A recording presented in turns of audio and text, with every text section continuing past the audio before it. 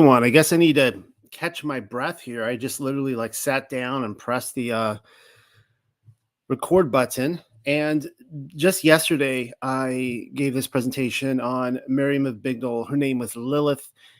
And today's focus is going to be on this little beauty right here, Second Eve. But what I wanted to do is go over yesterday. It's just because I don't know if everyone listening to this today has heard yesterday or read the paper. Of course, I want to show you guys really quickly here. That's my article update page. Everything that I read to you guys can be read on your own because, you know, I'm, of course, a writer. And rather than just, well, yeah, I'm a writer. And so everything that I do write, I happen to read through on YouTube. And so right here, you can see just link after link after link after link. I mean, there are so many papers on here to read. This can all be found on my website, The Unexpected Cosmology. Come check it out. So yesterday we went over the idea that her name was Lilith. And of course, this is referring to the series, The Chosen, which I have never seen The Chosen except for the first 3 episodes. And as I explained yesterday, I went to watch those because of the tip-off. I've done a lot of research on Mary Magdalene. In fact, I've written a book on Mary Magdalene, and people were telling me, "Oh no, you got to check this out because in The Chosen, she is demon possessed, and the name of the demon is Lilith." And I had to watch the first 3 episodes because they don't tell you. I mean, it's so evident it's Mary Magdalene, but they don't tell you that Lilith is Mary Magdalene until the I think it's like the end of the 3rd episode or something like that, when Lilith is cast out of her. And there she is looking like Lady Gaga right there. And in the series, there's an amulet that she wears and to ward off Lilith, which is interesting because that's the whole idea within Judaism, that they would have amulets to try to ward her off. That the idea is that Lilith, being of course the first wife of Adam, was at war with Adam's children, and she had children herself. And this comes from Isaiah 43:1, and it says, thus says Yahweh, who created you, O Yaakov, and he who formed you, O Yasharel, fear not, for I have redeemed you. I have called you by name. You are mine. And interestingly enough, in the scene when I'll be talking about this today, I think when Yahushua HaMashiach, or in The Chosen, Jesus Christ, casts Lilith out and redeems Mary Magdalene, he actually recites this very passage of scripture. And yeah, I think that's all I wanted to cover on that, because today's focus is on Second Eve.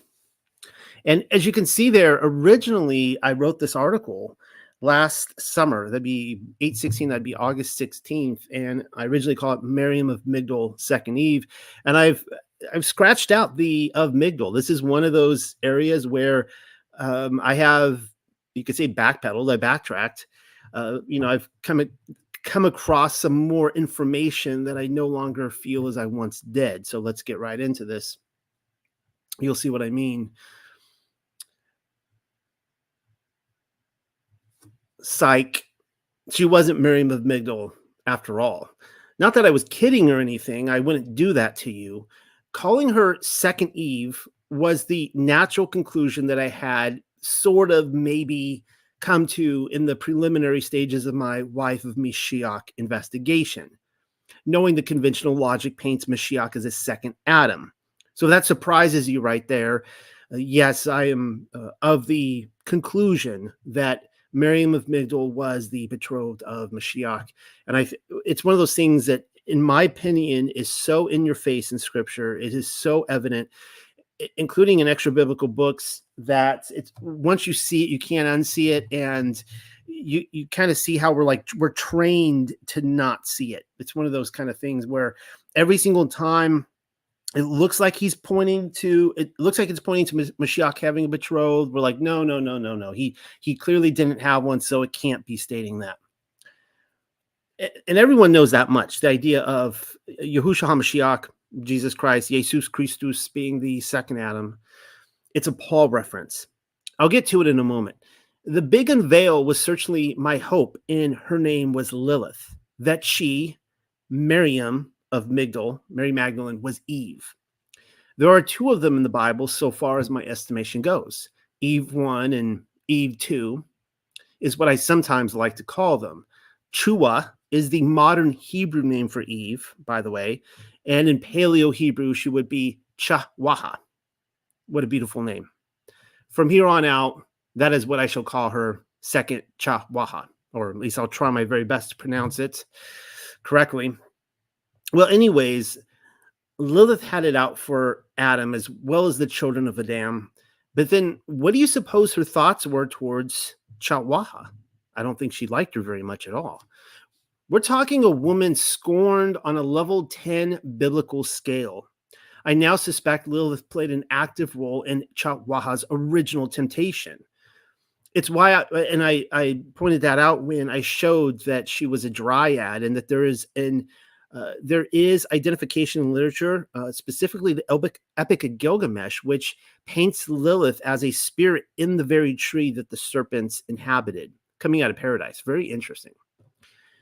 It's why I had stated that I didn't think Miriam being possessed by Lilith was a coincidence or mistake.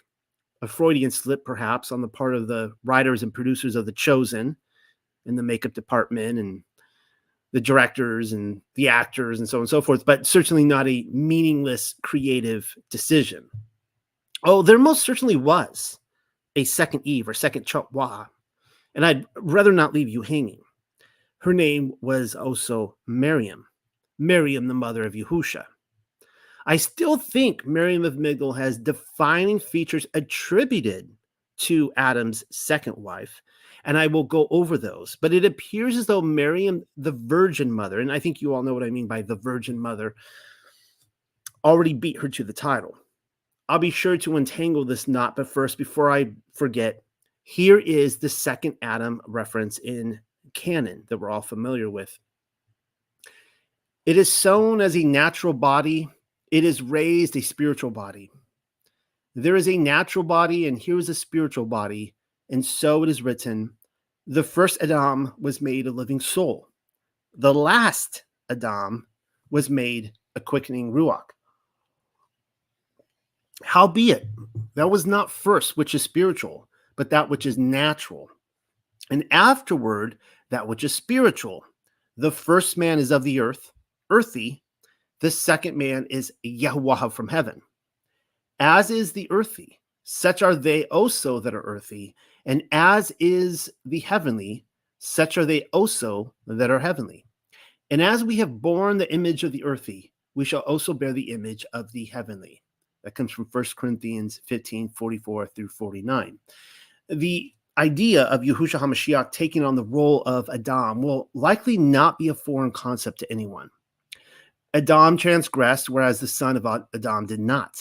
The transgression of the first Adam secured passage to Sheol for all of his children in every successive generation, whereas the obedience of the second Adam reversed the penalty and led them to paradise, from whence the first father, Adam, had fallen. I think you guys all know this by now. That observation appears to derive exclusively from Paul, at least canonically speaking. Other books like 1st and 2nd Adam and Chahwaha, as well as Bezorah and Nicodemus, that'd be the Gospel of Nicodemus, and you guys know I love that book, undoubtedly use that theme as their very story arch. Paul, though, there are few passages where he brings the subject up. 1 Corinthians 15, 44 through 49 being one of them. Another reference can be found in his I'm not going to pronounce French. His masterpiece, his epistle to the Romans, wherein we read the following. And this comes from Romans chapter 5. Wherefore, I think this might be the Romans Road, actually. Wherefore, as by one man sin entered the world, and death by sin, and so death passed upon all men, because all sinned. For until the Torah, sin was in the world, but sin is not imputed when there is no Torah. Nevertheless, death reigned from Adam to Moshe, even over those who had not sinned according to the likeness of the transgression of Adam, who is a type of him who was to come. But the free gift is not like the offense. For if by the one man's offense many died, much more the grace of Elohim and the gift by the grace of the one man, Yahushua HaMashiach, abounded to many. That comes from Romans again, chapter 5, verses 12 through 15. Everyone knows the part regarding death reigning supreme as a result of Adam's sin.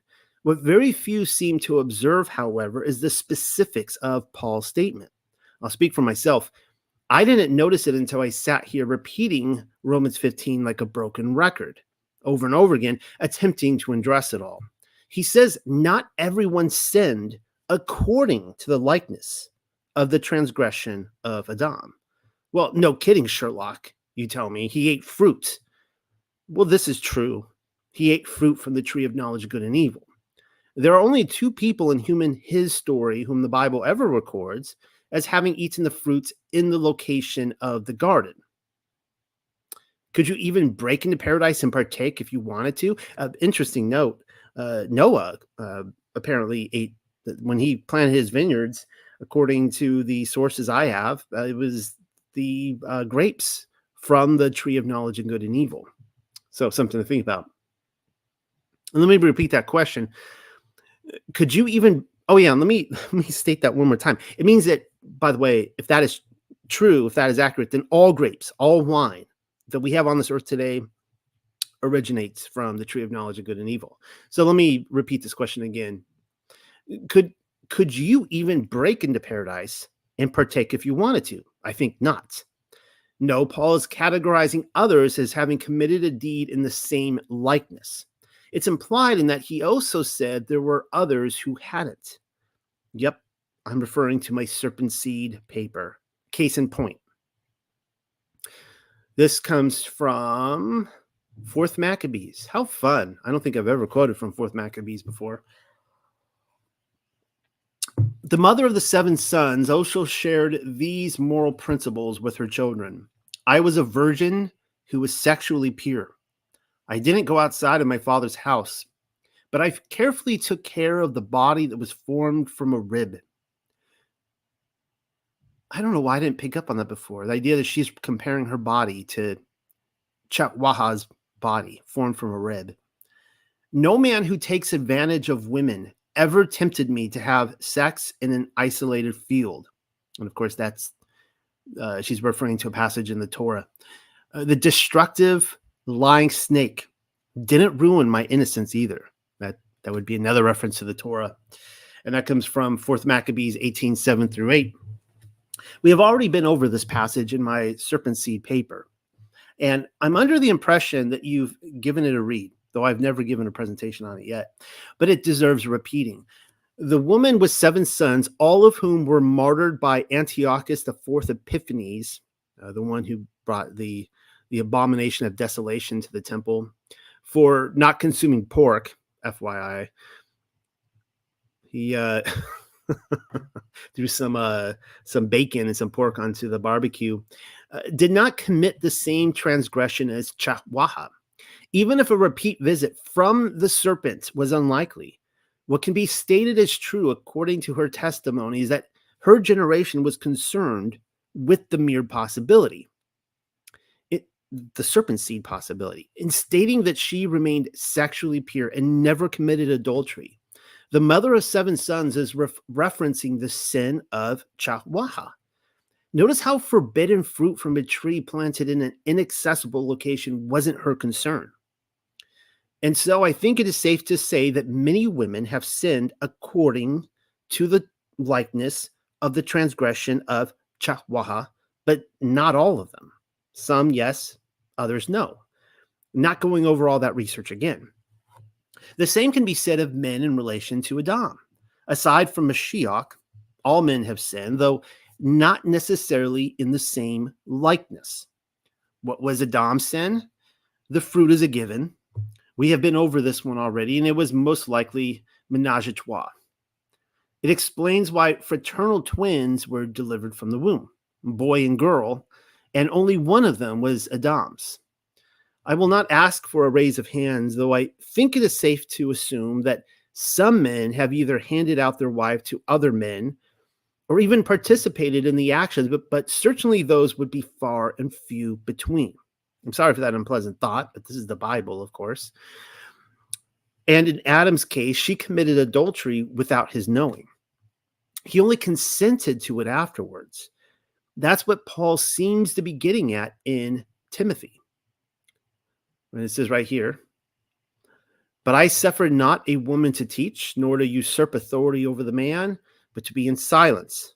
I'm sorry, this is the most like unpopular Paul quote ever. For all my anti-Paul crowd out there, you're just like, he had to quote from this one. For Adam was first formed, then Chakwaha. And Adam was not deceived, but the woman being deceived was in the transgression. The passage I have just quoted to you is probably one of the most divisive as well as despised passages among the normies, or even the woke. I mean, just basically everybody. An untold number of women liberated by the ABC agencies, swipe, object to the model being proposed here, that the man is head over the household just as Mashiach is over the church. They would rather be on top as I can't believe I wrote this. They would rather be on top as Lilith was. Very likely the bulk of those who use Miriam of Migdal as a model for the feminine divine will also find themselves in sharp disagreement with Paul. And if so, they're missing out on the importance of the second Adam as well as the second Chahwaha, fulfilled by Yahusha's mother, and even Miriam of Migdal's role as Chahwaha, that she plays one as well. Keep reading, I'm getting there. So this passage comes from Scivius, Vision 2, and this is, of course, the medieval mystic Hildegard. And she says, Eve was invaded by the devil through the seduction of the serpent for her own downfall. Why was this? Because he knew that the susceptibility of the woman would be more easily conquered than the strength of the man.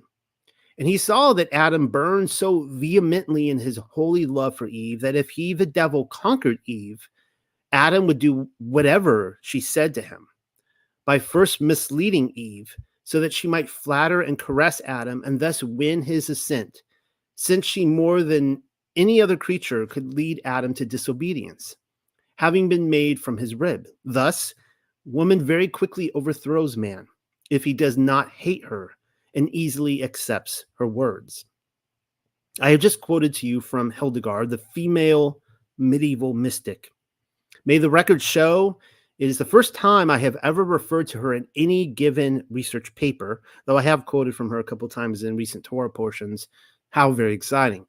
Well, Adam wasn't deceived by Hasatan in the same way that most of us men wouldn't even be placed on any computable scale of temptation should an oiled and shirtless supermodel with long blonde hair flapping in the sunny summer breeze appear from behind the shrubbery, telling us in an Italian accent, I can't believe it's not butter, or that he has some fat, or that he has some fat, juicy fruit to offer, and that he could make us feel like a god if we let him. Come to think of it, I may be describing Fabio. That was a little, I can't believe it's not butter reference there from the 90s. You're probably starting to get the picture. Nearly every guy who read that just now passed right on by as though it were nothing, because we don't swing that way for the most part. But then throw a curvaceous babe into the picture and the story might be an entirely different one for a great many. Just as it was with Balaam's assault on Yasharel, the greatest temptation for nearly all men everywhere in history is women. The serpent knew how to ruffle his truffle, and it was Chatwaha who did it. Perhaps now you can see where I am placing Miriam in that. She very likely fell to the wiles of the serpent. The second Adam did not. And by Miriam, I mean Miriam of Migdal. A follow-up question. What would have happened had Adam not succumbed to Chahwaha's temptation? I wonder. He would have remained as a high priest over humanity for starters. Stripped of her priestess role, might Chahwaha have been disregarded as Lilith, Or could Adam have been given the opportunity to redeem her? That would all depend, of course, on her willingness to repent of her transgressions. It, in the matter of Miriam of Migdol, Yahusha, our high priest, did happen to forgive her. She could then continue in her place as his rib partner. And in fact, I think I threw out this during the last Torah portions last Friday night that had all the examples that I was showing where there is an actual removal from the land or a divorce from Yahuwah, which is a divorce from the land, happens to be adultery. And so I even asked the question, I put it out there. If they had transgressed in another way that was not adultery, fornication, not defined in that way, could they have remained in paradise? Could they have been forgiven had they repented and remained? But it was an automatic removal for them from paradise. There are a multitude of examples which highlight the ability of an entire household to be saved based upon the representative head. Paul and Silas before the jailer in Egypt, or I'm sorry, in Ma'asim, that's in Acts, in the book of Acts. Paul and Silas before the jailer in Acts is a great example which comes to mind. And we read this, and the jailer brought them out and said, "Sirs, what must I do to be saved?" And they said, "Believe on Adonai Yahusha HaMashiach, and you shall be saved, and your house." Ma'asim, or the book of Acts, 16:30-31. The salvation of an entire household is argued against endlessly, though it seems self-explanatory to me. Obviously, it is assumed that the jailer's wife and children will be subject to the patriarch, or else they would not be living under his roof. It is his full right to destroy every idol in the house. Should any member disagree with his decision and desire to leave in pursuit of other Allahayam or other gods, then it is safe to conclude they are no longer under his protection. In the case of Miriam of Migdol, she was turned out by her father, and I went through all that in the past, due to her decisions and no longer under his spiritual protection. That should tell us that the salvation of a household does have its limitations. And in fact, at the risk of this becoming an exclusively Paul doctrine, when in fact I see the Torah written all over it, it is Paul once again who may sum up the entire scenario at best, in which he says in 1 Corinthians chapter 7, "But to the rest I speak I, not Yahuwah." So he's given his opinion here. "If any brother has a woman that believes not, and if he be pleased to dwell with her, let him not put her away. And the woman which has a man that believes not, and if he be pleased to dwell with her, let her not leave him. For the unbelieving man is sanctified by the woman, and the unbelieving woman is sanctified by the man. Else were your children unclean, but now they are holy. But if the unbelieving departs, let him depart. A brother or a sister is not in bondage in such cases, but Elohim has called us to peace." 1 Corinthians 7:12-15. The instructions seem clear enough. Should the unbelieving woman be pleased to live with the set-apart ways of her man, then he is capable of sanctifying her. Reverse that. The same can be true of the unbelieving man in relationship to his believing woman, and even the children are holy so long as they remain under their roof. By this, I think we are well within our limitations to conclude that Chahwaha would have been restored under the authority of Adam had he not shunned his role as high priest. So remember now, it wasn't Eve here who got them kicked out of paradise. It was Adam. He's the one that really screwed up. If he had made the right decision, he could have restored everything. Even their children would have been. On a side note, you will recall that it is Cain who left Adam's household after the murder of his brother Havel. Even he, as the seed of the serpent, was under Adam's spiritual protection up to that point. And you say the same thing as Ham as well with Noah. And so swinging back around to Miriam of Migdol, I am curious how many will use Paul's other letter to the Corinthians as evidence against Miriam of Migdol being a second Chahwaha prototype in favor of the church as a whole. And this is what it says right here in 2 Corinthians chapter 11. For I am jealous over you with a righteous jealousy, for I have espoused you to one man, that I may present you as a chaste virgin to Mashiach. But I fear lest by any means, as the serpent beguiled Chahwaha through his subtlety, so your mind should be corrupted from the simplicity that is in Mashiach. 2 Corinthians 11, 2-3. Isn't it interesting how the pursuit of sexual purity is applied to the restored Chahwaha and not, say, refraining from the salad bar? Otherwise, all Paul manages to do here is extend the Chahwaha role to specific members of the church, just as I would assume the Adam role can also be extended to certain members of the church, right? The head of the household. Like we play the part of the men, the fathers play the part of Mashiach in our household, and our wives play the part of Eve. I will ask, who do you identify as? Adam or Adam's wife? I, for one, am not planning to wear a bridal gown anytime soon. The politically correct answer will have most of you, or I don't know about my listeners or readers, but most identifying as the woman in this scenario. Well, if it is cosplay, then I will be content placing the fig leaves over one part of my body rather than two. Look, just because one assigns themselves to the role of Chahwaha in the scenario doesn't denote the existence of an actual second Eve. If anything, it only seems to take the highlighter out on an actual second Eve when we know for certain that there was his historical second Adam. There are many second Adams, but we know that our high priest was a second Adam. Now, the reason why that scene in The Chosen impacted me so is because of what I've come to know.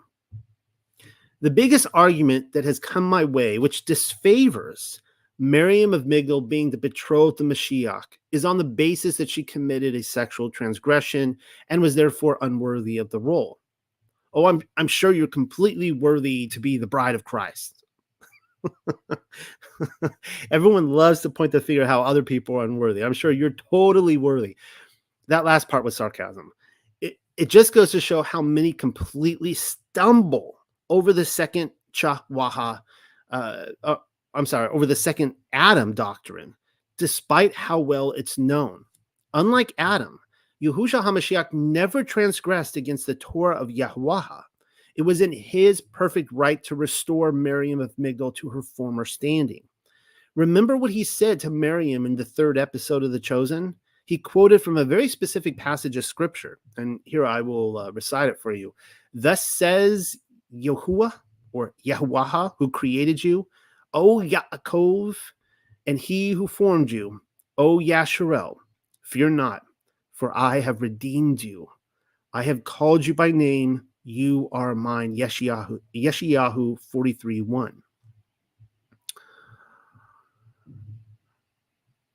Now here's an update that I just, 8 days ago finished. And so I guess I'm sorry, I need another drink of water here. And so I guess I was right in stating that Mary Magdalene fulfills a second Chahwaha role after all. I was doubting my thesis for a little while, though it still holds water. Well, sort of. I mean, it has already been shown in the 144,000 were women paper that a Betula is a woman which can be a virgin or, contrarily, a widow, and that in either instance she is set apart for Yahuwah. So we think of in our mindset of a virgin as a one-time thing. You lose your virginity, you never get it back.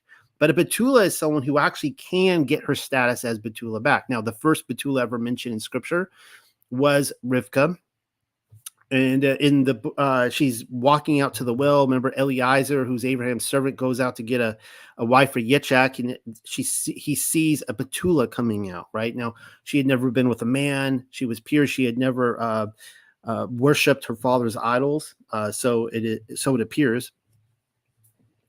But the same thing can be said, like in Revelation, when it talks about the 144,000 being Betulas, that they can, reclaim that status again. Uh, After her fall from grace, Miriam of Migdal most definitely became one, a member of the 144,000, or a Betula, thanks in part to Mashiach's redemption.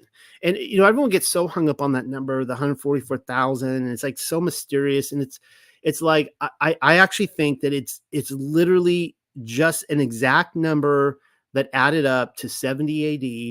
There was 144,000, and then maybe there's some number afterwards. I don't think that there's any like magical component to the 144,000, but there was something about that generation, and then afterwards you're free to become a Betula again.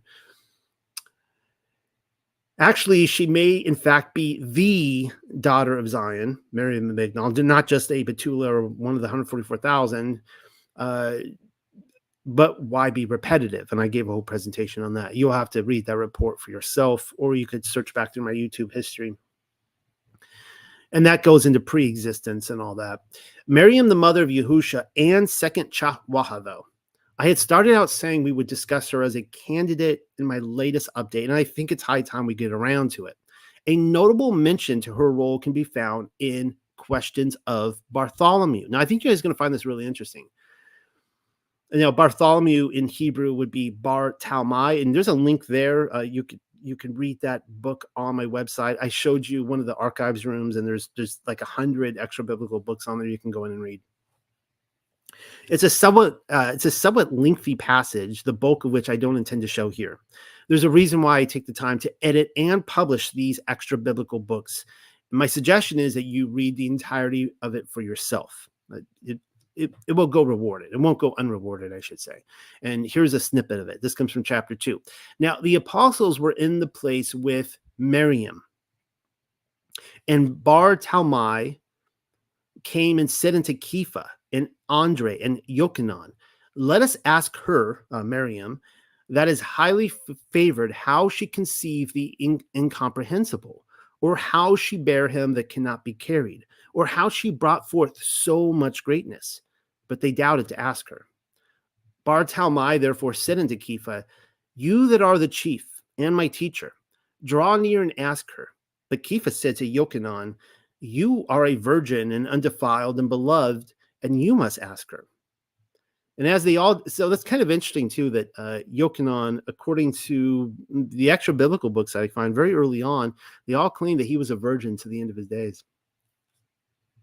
And as they all doubted and disputed, Bar Talmai came near unto her with a cheerful countenance and said to her, you that are highly favored, the tabernacle of the Most High, unblemished, we, even all the apostles, ask you to tell us how you did conceive the incomprehensible, or how you did bear him that cannot be. But Miriam said unto them, ask me not concerning this mystery. If I should begin to tell you, fire will issue forth out of my mouth and consume all the world. Questions of Bar Talmai 2:1-5. So Yahusha's mother, and that was Yahusha's mother, in case you were confused, the virgin, had the ability to open up her mouth and consume the entire earth with fire. End of the world stuff. You probably wouldn't be interested. Try not to upset her. For contextual purposes, the scene before us takes place after the resurrection of Mashiach, but before his ascension to heaven. Miriam, the mother of Yahusha, is clearly the person being addressed here, though. Let's be honest with ourselves. She appears completely out of character. This is not the Miriam, the mother of Yahusha that I know. In every other extra biblical text that I can find, which hosts the familiar spread of Gnosticism, and Questions of Bartholomew is known as a a Gnostic text, Miriam of Migdal would be standing in the present Miriam's place. This character would always be Miriam of Migdal every single time. I have never read another text where Miriam, the mother of Messiah, is ever portrayed in this way before. It is Miriam of Migdal who spoke concerning the hidden revelations of Mashiach. And just as we read in this instance, it is Kepha who regularly approached her and, in fact, was likely chosen to approach her for questioning purposes. So what gives? So do you get that? Like, I can take you through all the extra biblical texts, all the Gnostic texts, even the Gospels, and the Gospel of Thomas or any of them. And it is always the apostles have questions. They go to Kepha and they're like, hey, go prod the disciple whom Yahushua loves. Go talk to her because she's got all the answers, because they were maybe apprehensive to go talk to Messiah. And so Kepha goes up and asks Miriam of Migdal, and she's really enlightened, and she gives them some sort of response. Or she will lean over and ask Yahushua a question. He will tell her, and then she will tell the group. Again, I think you guys get the point. Would it be helpful to note the questions of Bartholomew survives in Greek, Latin, and Slavonic manuscripts, but that each copy varies considerably in the wording department?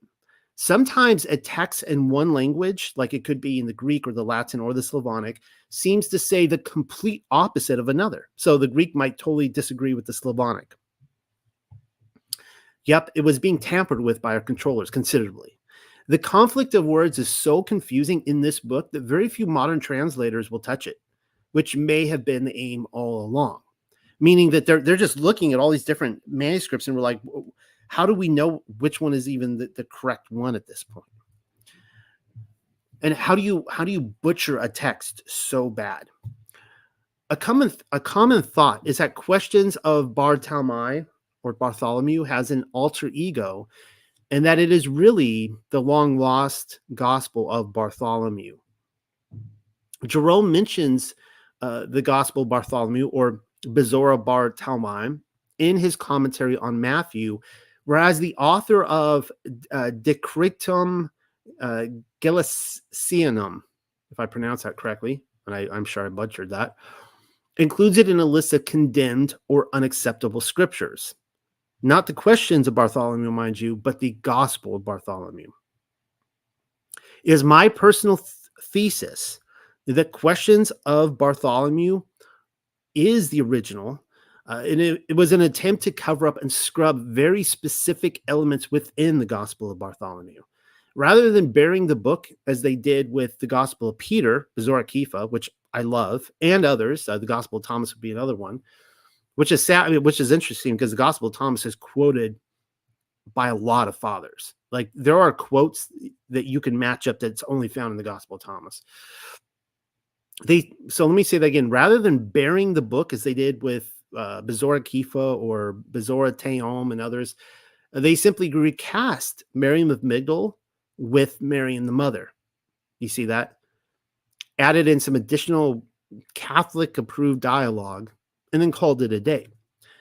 Well, on that sad thought, let's dip into questions of Bartholomew again and see what else Miriam might be up to. Now, pay attention to this picture real quick because I will be sourcing this. If you followed my presentation I gave a few weeks ago now on Miriam of Migdal and the mandala, I talked about her state of ecstasy, how every single day she was apparently, being fed by angels, going up to heaven. And so here we have, this is a medieval piece, and we see, let me count, 1, 2, 3, 4. So almost like the four corners of Mary of the Migdal, she's being held up by different angels. So getting back to questions of Bartholomew. And when she had ended the prayer, she began to say unto them, let us sit down upon the ground, and come you, Kepha, the chief, and sit on my right hand, and put thy left hand beneath mine armpit. And see, that's not something Miriam, the mother of Yahushua, would say. Yes, Miriam Migdal, that's totally in her character, but not the mother. And you, Andre, do so on my left hand, and you, Yochanan, the virgin, hold together my bosom, and you, Bartholomew, set your knees against my back and hold my shoulders, lest when I begin to speak, my bones be loosed one from another. That comes from 2:14. Is it just me, or have we seen this unfolding scene before? Lots of them, in fact. Do me a favor and check out Mary of Migdal and the mandala, and there's a link to the article I wrote there, if you haven't already. It is only It is only ever the betrothed of Mashiach who is depicted in the state of ecstasy, requiring the repeated aid of angels. I'm giving you one such sculpture depicting her daily regiments, though you will find many more depictions there in the paper. In this one, we see 4 separate angels surrounding her, and in a somewhat identical manner to what is described in questions. Isn't that interesting? We are told it is Miriam the mother, but that is a description of Miriam of Migdal, if ever I've seen one. Keith at her right, Andre, his brother, on her left, Yochanan, the virgin, at her foot, and Bartholomew supporting her from the back, just as it was with the angels for Miriam of Migdal. Perhaps you're beginning to see why I so strongly suspect that Mary Magdalene was scrubbed from the original manuscript. And he, Yahusha, took them and brought them again unto the Mount of Olives. This is I guess, from chapter 4 of the same book. Let me say this again. And he, Yahusha, took them and brought them again into the Mount of Olives. And Kephas said to Miriam, you that are highly favored, entreat Yahweh, that he would reveal unto us the things that are in the heavens. Now, it says the Lord there, and I don't have the original document in front of me, but it appears as though they are attributing him to Yahushua HaMashiach, to Yahuwah, Yahweh. Just want to point that out. Now, I left it the Lord there because I wasn't sure. And Miriam said unto Kepha, O stone hewn out of the rock, which is, again, interesting that she would call him the rock, because she was, what was she? She was the tower. He was the rock. She was the tower. Did not the Lord, or Yahweh, build his church upon you? Go ye therefore first and ask him. And Kepha said again, O tabernacle that are spread abroad. And Miriam said, you are the image of Adam. Was not he first formed and then Chahwaha? Look upon the sun, that according to the likeness of Adam it is bright, and upon the moon, that because of the transgression of Chahwaha it is full of clay. For Allah placed Adam in the east and Chahwaha in the west, and appointed the lights that the sun should shine on the earth into Adam in the east in his fiery chariots, and the moon in the west should give light into Chahwaha with a countenance like milk. I guess I left it in there, Hava. That Hava would be another form of Eve. And she defiled the commandment of the Adonai. Therefore, and that could be, that should be probably, I would also call that of Yahweh there. And she defiled the commandment of Yahweh. I told you this document's a miss. Therefore was the moon stained with clay. Or in the Latin, it actually says is cloudy. I actually prefer the Latin on that one. I don't think that the moon is stained with clay, but it became cloudy, meaning that it diminished its light. And her light is not bright. You therefore, so the idea is that the moon actually, it didn't used to lose its light, but after the sin of Eve, the moon goes through a monthly cycle. You, therefore, since you are the likeness of Adam, ought to ask him. But in me was he contained, that I might recover the strength of the female. Now, when they came up to the top of the mount, and the master was withdrawn from them a little space, Kepha said unto Miriam, you are she that has brought to naught the transgression of Chahwaha, changing it from shame into joy. It is lawful, therefore, for you to ask. Questions of Bar Talmai 4:1-6. Now, in this scene, Yahusha takes his Talmudim to the Mount of Olives, which just so happens to be Miriam of Migdal's backyard. No coincidence there, I'm sure. I'm going to be giving a presentation to you guys probably soon where I'm going to be showing a text I found that actually claims that the Garden of Gethsemane was owned by Mary Magdalene's daddy.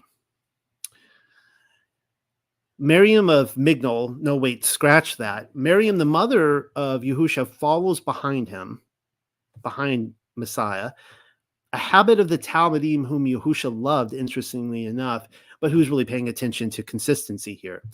Kepha then inquires of Miriam, not of Migdal, or the mother, a familiar pastime of Gnostic literature. Comparing Adam and Chakwaha with the sun and the moon is something I covered in my Earth as a Womb paper. No need to go over that again. I've covered that in a lot of different areas. Tempted to talk about it more, but I'm not going to. Fun fact, they are also the two pillars of Freemasonry, the sun and the moon. But then let's not overlook the masculine and feminine divine, which can be found everywhere in medieval architecture via the Vesica Piscis. It is the sun and moon discussion, however, that leads Miriam to claim, "In me was he contained that I might recover the strength of the female." Oh, come on. You know, you know that's something the Migdal would totally say. This is totally not what the mother would say.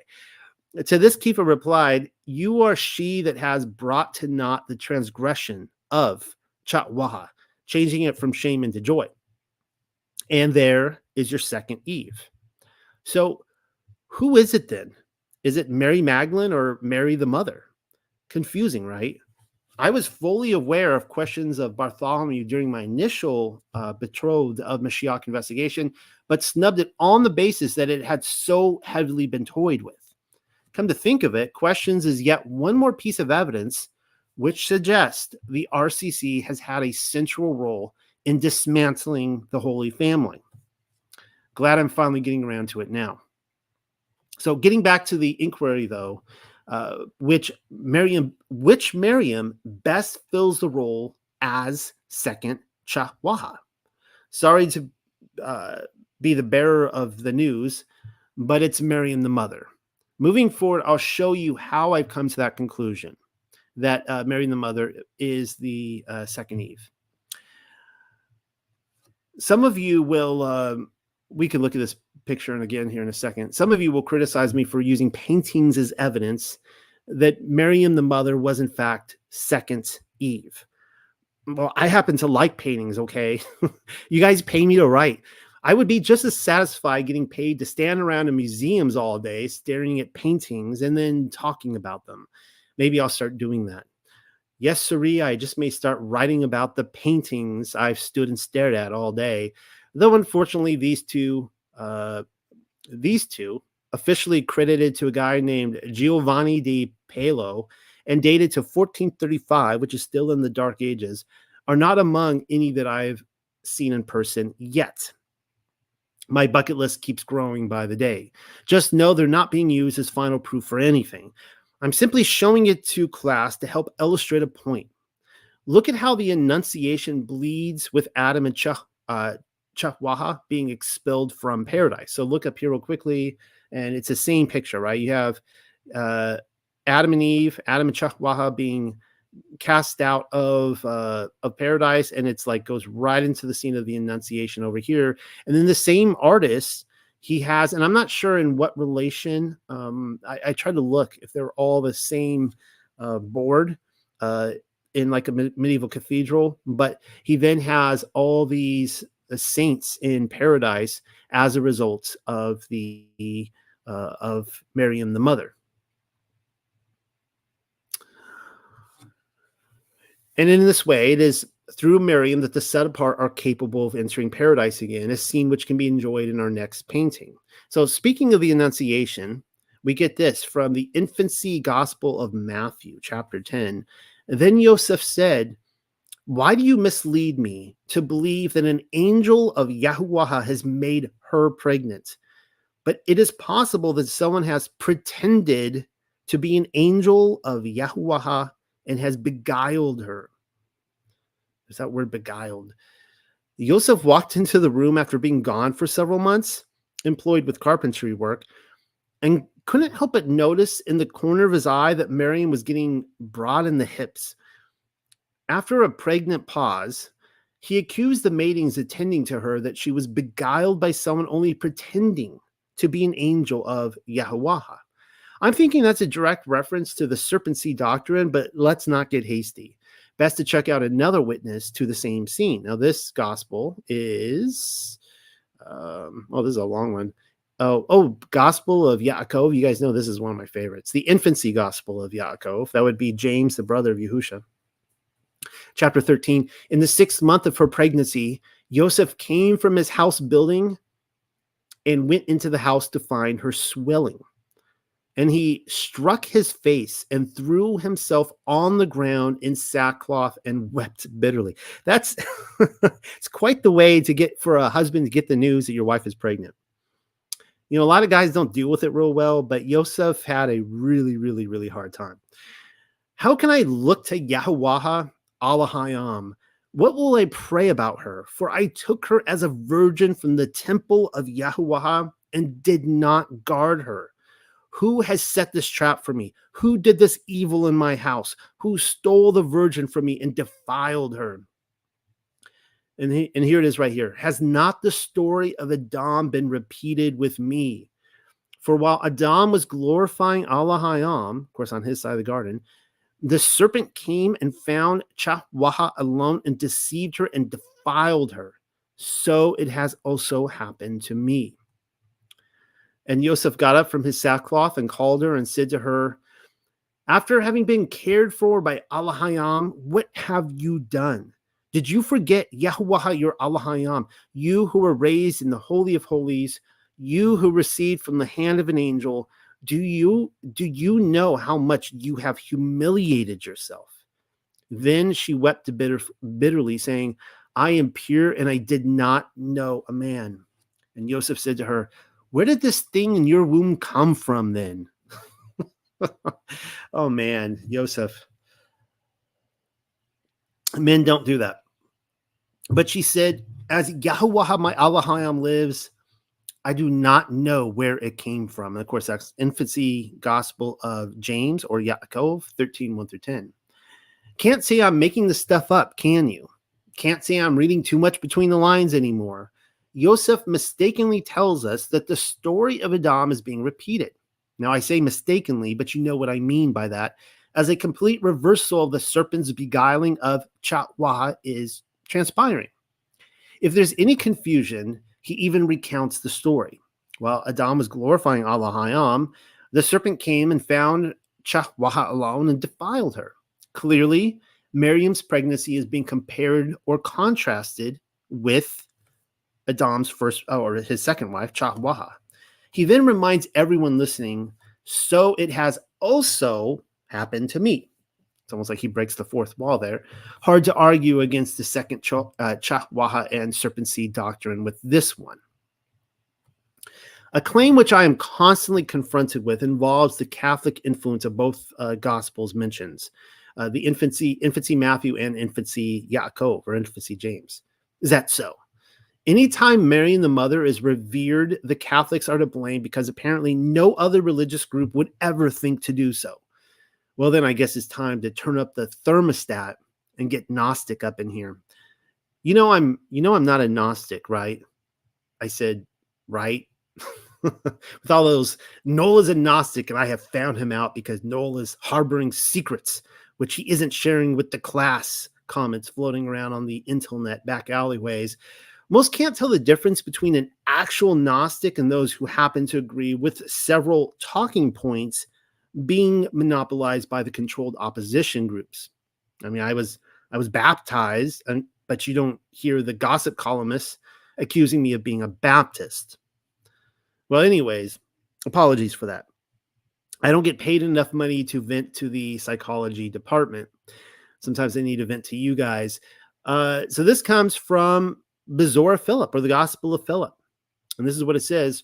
As for the wisdom, or Sophia, who is called sterile, she is the mother of the angels. That's interesting. That's talking about our mother, the Ruach HaKodesh. She is the mother of the angels, and she too is a virgin.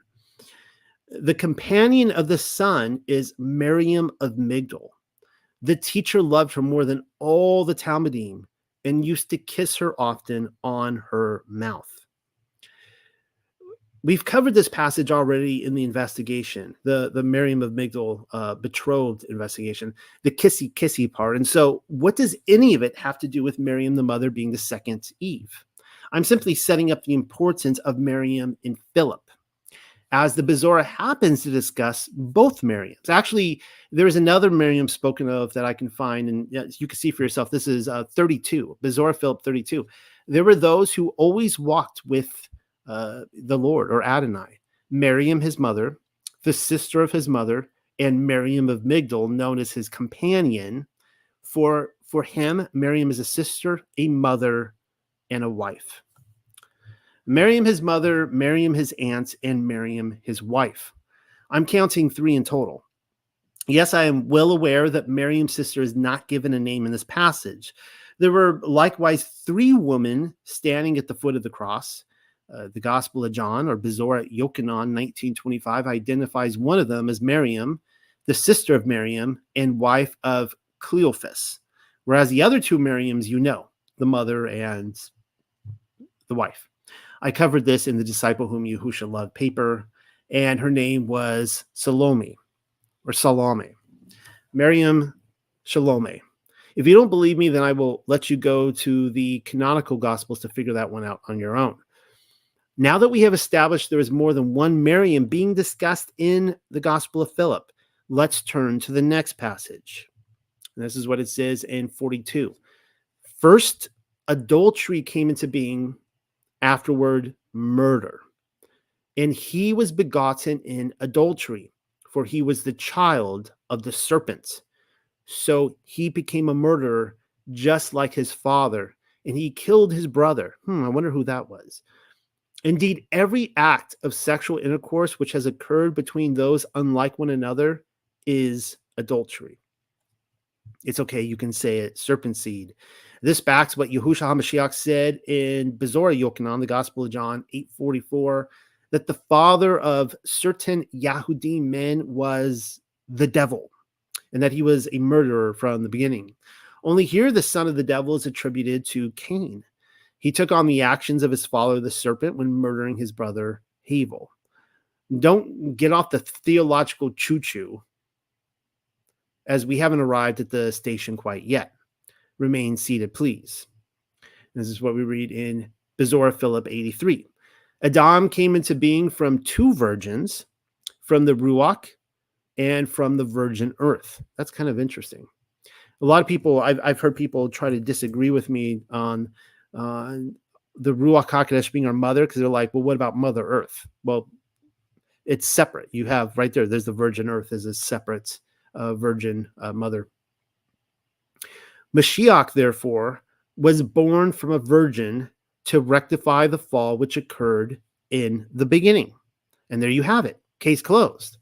I have shown you from an undisputed non-Catholic source that Miriam of Migdol was the wife of Mashiach, but was not the virgin we seek.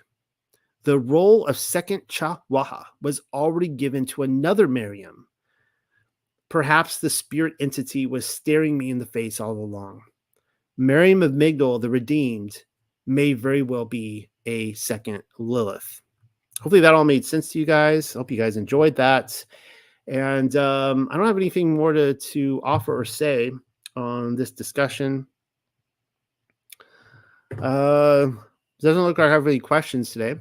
So, yeah, and come by this Friday nights at 9 p.m. and I'll be giving my Torah portions. Everyone is invited. And yeah, good night, everybody. Or I should say good afternoon, everybody. Good evening.